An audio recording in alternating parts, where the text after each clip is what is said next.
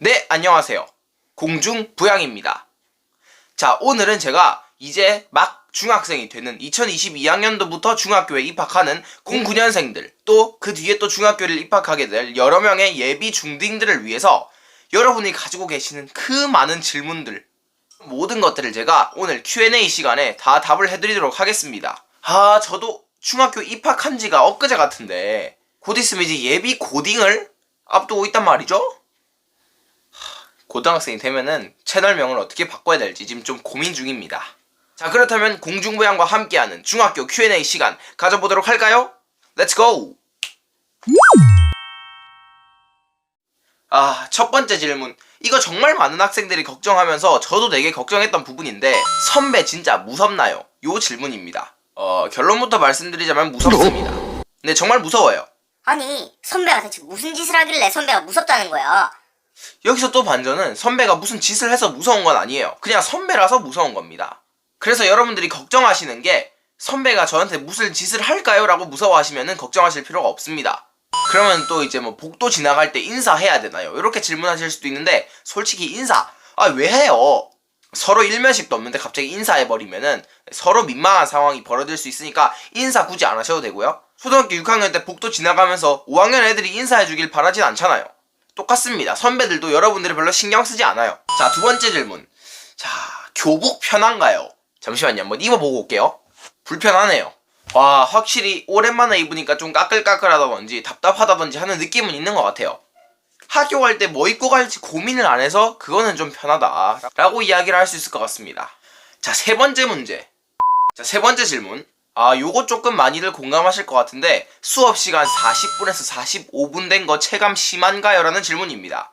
솔직히 저는 조금 심했던 것 같아요. 초반 한 2개월 동안은 되게 좀 답답했어요. 12시 10분이 되면 점심을 먹어야 될 시간인데, 중학교에 와서 12시 10분은 이제 본격적으로 수업에 들어갈 때, 아니면 완전 집중하고 있을 때란 말이죠. 그러면은 이제 배에서는 야, 왜 밥 안 들어오냐 물어보고 있는데, 저는 이제 공부 중이니까. 대신에 이것도 적응하면 또 괜찮습니다. 자, 네 번째 질문. 중학교 공부 초등학교랑 비교해서 어렵나요? 라는 질문인데요. 이게 좀 어렵다기보다는 생소해요. 원래 이제 초등학교 가면 어때요? 약간 1, 2, 3, 4, 5, 6, 7, 8 배우고, 뭐 3 나누기 3분의 1 요런 거 배우고, 영어 같은 경우도 이제 Where is the museum? 하면은 Go straight and turn left 요런 거, 일상생활에 되게 유용하게 쓸만한 그런 영어를 배우는데, 중학교 와서는 약간 좀 공부가 퇴화하는 느낌, 조금 더 일상생활과 괴리감이 느껴지는 문법을 들어가기 때문에 사실 조금 어렵다기보다도 생소하고 낯설 가능성이 좀 큽니다. 여기서 팁을 조금 드리자면, 이제 남은 게 겨울방학하고 봄방학이 남았으니까 이때 동안 내가 선행 같은 걸 하나도 안 했다라고 하시는 분들은 함수 부분, 함수의 뜻이라든지 함수의 값을 구하는 거, 그래프 그리는 거 조금만 연습하고 가시고, 영어 같은 경우는 3단 변화표 이런 거 한번 보고 가시면 충분히 도움 될 것 같아요. 자, 다음 질문. 중학교 오면은 담임 선생님이 아니라던데 담임 선생님이 정말 존재감이 많이 없으신가요? 라는 질문인데요. 사실 그렇긴 하죠. 왜냐면 담임 선생님이 이때까지는 대부분의 과목을 이야기를 하셨다면은, 이제는 담임 선생님은 담당 과목만 담당을 하시고 나머지 과목들은 과목마다 다 선생님이 바뀌다 보니까 사실 내가 담임 선생님하고 조금 더 이제 대면을 할 기회는 줄어들긴 줄어들어요. 근데 그렇다고 해서 존재감이 초등학교 대비 적어지냐? 사실 그건 또 아니거든요. 왜냐면 조례도 해야 되고 종례도 해야 되고 담당하는 과목 시간대도 선생님을 볼 수가 있고, 어떤 일이 일어나면 무조건 교무실에 담임 선생님을 따라가기 때문에 단순히 수업 시간대 대면하는 기회가 줄어든다고 해서 존재감이 없어지거나 그렇진 않습니다. 실제로 대면하는 기회 역시도 다른 선생님보다 한 1.5에서 2배 정도 많은 것 같아요. 그래서 티가 날 만큼 선생님이랑 어색하다든지 선생님 존재감이 너무 없다든지 그렇진 않습니다. 담임 선생님은 담임 선생님이 맞아요. 역시나. 자, 다음 질문. 선생님이랑 친해지려면 어떻게 하면 되나요? 요거 굉장히 중요합니다. 왜냐면 첫인상이라는 게 있잖아요. 첫인상부터 얘는 조금 말썽 피우는 아이인가? 이렇게 생각하면은 1년이 지나도 생각이 잘 안 바뀔 수가 있단 말이죠. 인사 꼬박꼬박 하시고, 이 선생님이 내 인사를 받아주든 안 받아주든 무조건 인사하셔야 됩니다. 또 내가 아는 게 있으면 그냥 발표할까 말까 하다가 남이 발표해가지고 내가 알았는데 아깝네 요렇게 넘어가지 마시고, 진짜 한번 자신감 있게 발표를 한번 해서 선생님한테 눈도장 한번 딱 찍혀보시는 걸 추천드릴게요. 자, 다음 질문. 단일 성별 학교, 그러니까 공학이 아니라 남중이면 남중, 여중이면 여중인데, 이때까지 초등학교에서는 대부분이 이제 남녀가 같이 있었으니까 이성이 없는 게 어색한가요? 라는 질문이 있는데요.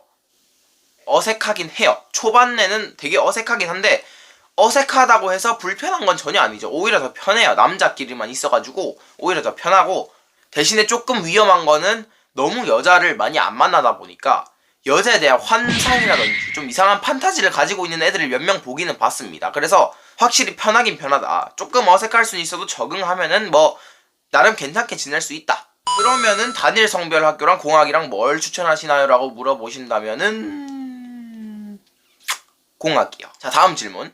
교칙 많이 빡센가요? 이건 완전 학교 바이 학교, 학바학, 학교마다 다 다른데요. 저희 학교를 기준으로 말씀드리면 이제 예비 소집일 날은 되게 빡센 것처럼 얘기를 하더라고요. 너희 염색 안 돼. 파마 안 돼. 앞머리는 무조건 눈썹 위로. 구레나루 눈 절대 귀 밑으로 내려와서 안 되고. 귀 밑으로 내려올 수가 있나? 뒷머리도 무조건 장발은 안 되고, 이렇게 엄청 빡센 것처럼 이야기를 하시는데 생각 외로 머리 스타일에 대해서는 더 이상 이야기를 하지 않는 걸로 보입니다. 아마도 머리 길이에 대한 제한은 저희 학교가 풀렸을 거예요. 그래서 여러분들이 예비 소집일 날 듣거나 아니면은 코로나 때문에 말할 수가 없다라고 하시면은 담임 선생님한테 직접 한번 물어보셔야 될 것 같아요.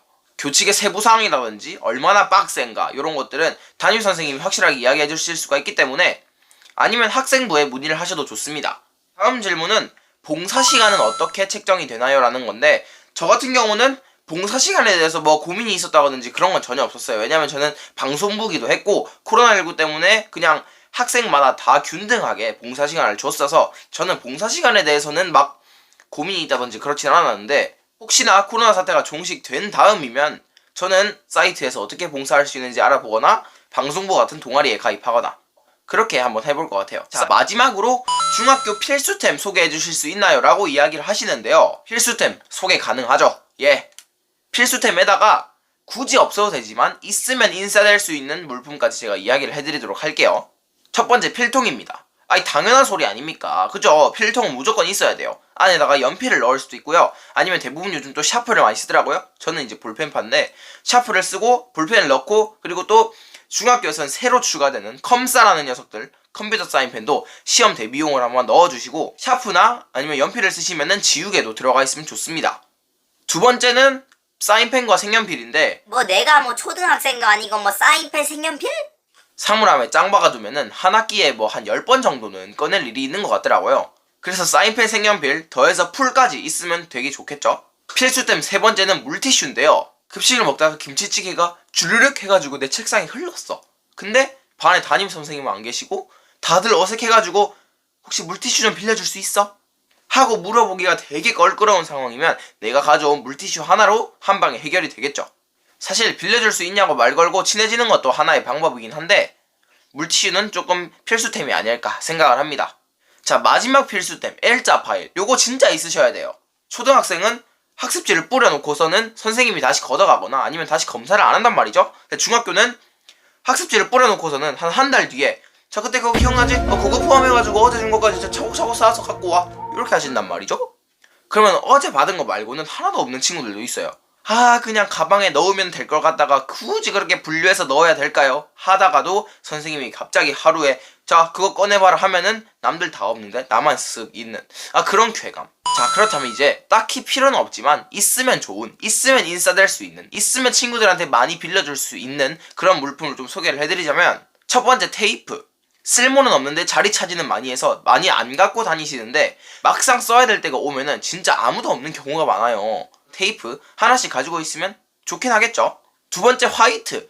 중학교에서는 볼펜 쓰는 친구가 정말 많습니다. 그래서 이 친구들 사이에서 약간 인싸로 등극할 수 있다. 내가 볼펜 유저다. 화이트 하나씩은 들고 다니시는 걸 추천드릴게요. 마지막 세 번째는 개인용 쓰레받기입니다. 선생님이 수업 마치고 이제 반 청소해라 라고 하셨는데 맨날 요거 손톱 끄트머리로 이거 먼지 하나하나 짚는 거 요거보다는 쓰레받기가 훨씬 유용할 수 있다. 굳이 필요는 없지만 있으면 훨씬 좋은 그런 아이템이 되겠습니다. 네, 이렇게 예비중학교 Q&A가 마무리가 됐습니다. 더 궁금하신 사항이 있으면 댓글에 적어주시면 제가 바로바로 최대한 빠르게 답글을 달아드리도록 할 거고, 오늘 영상 도움이 되셨다면 구독과 좋아요 한 번씩 꼭꼭 누르고 가주시고요. 여러분들의 순탄한 중학교 생활을 기원하면서 저는 이만 물러가 보도록 하겠습니다. 모두 빠이!